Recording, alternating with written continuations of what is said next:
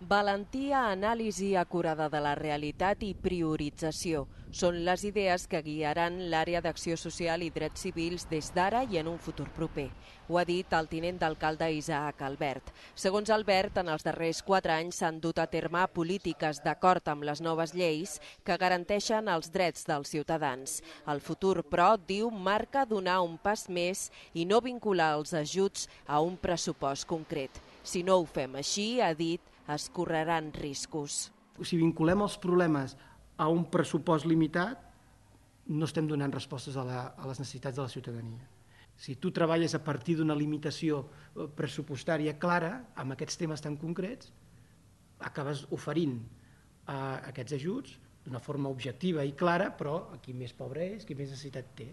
I en aquests moments, segurament, això són col·lectius molt concrets de la ciutat.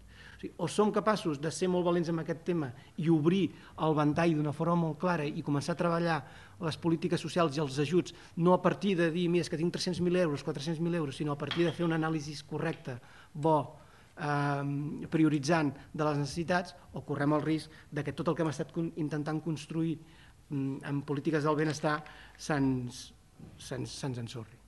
Albert creu que caldrà prendre decisions i explicar a la ciutadania els motius que les originen. El tinent d'alcalde ha assegurat que 6 de cada 10 euros s'han destinat en els últims anys a serveis a les persones. Segurament mai es tornaran a assolir aquestes xifres, adverteix, i probablement també augmentaran les diferències socials en els propers exercicis.